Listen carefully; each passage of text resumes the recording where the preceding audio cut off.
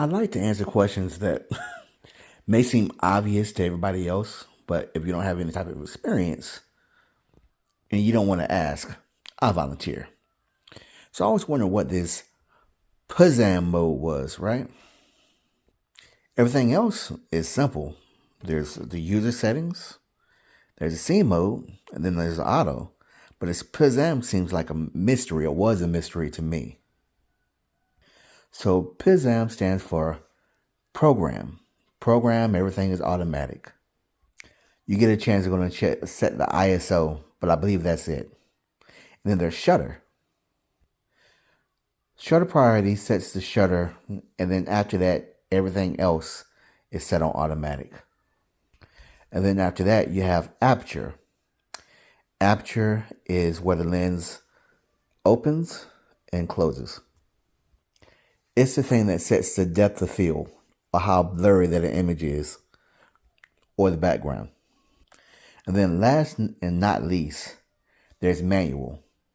Manual, you're setting everything. You're doing the shutter, you're doing the aperture, you're doing the ISO, you're doing it all. So again, that's program, shutter, aperture, and manual. So cameras run off of the exposure triangle. One part of the exposure triangle is ISO. So I can literally brighten up this scene just by using ISO. The cost of just using ISO is that whatever type of image that I take is going to be grainy. Now, grain means nothing to amateur like myself, but for more professional settings, people want to go in and know that their images are nice, crisp, put together, almost 3D like.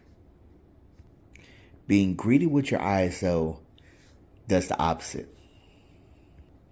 But it is a shortcut to brighten up your image. So cameras run off of the exposure triangle.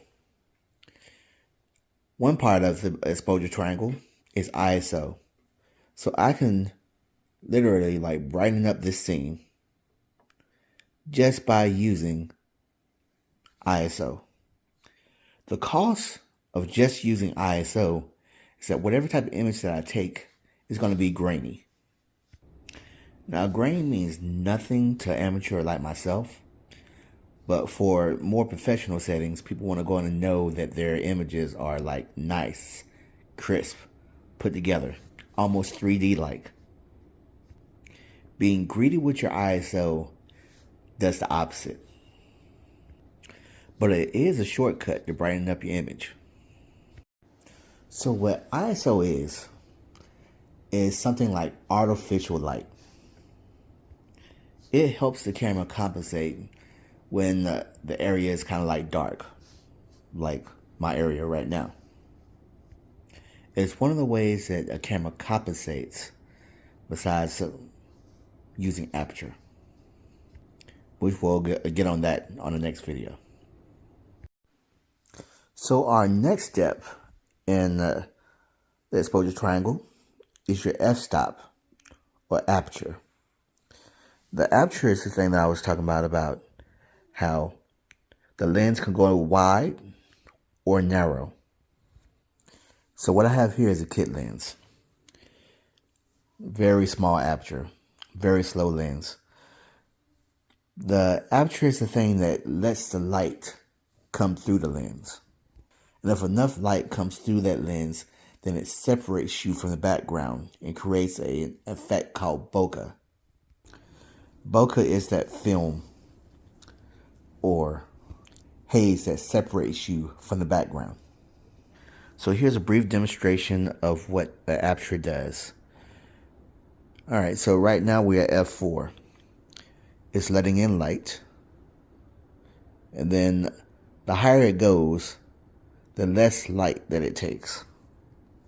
Until eventually, you can't see anything at all. So one of the rules about f-stop is that most people want a lens that is 2.8 or lower. That way it allows the photographer to take as much light in as possible. However, low apertures cost a whole lot of money. So for me, I won't go chasing waterfalls. Alright, one more video for the road. We're going to talk about shutter. Now, usually shutter can be explained by, if I press the shutter, a certain amount of seconds has going to pass by before that shutter can go and open and close. That means I'm either taking in a minimum amount of light or a big amount of light. Your shutter speed is the difference between your whole background being blown out or you being able to go and see everything. A good example, 1/60, that was fairly quick. However, 1/5, you can go and see there's a lot of light being let in. And that was a little bit less quicker. But you can see this image is all blown out. All the light. So if you ever have your, images a little bit more brighter than what you wanted them to be, probably need to go be looking at your shutter speed. So yeah, that should be my last video for the night.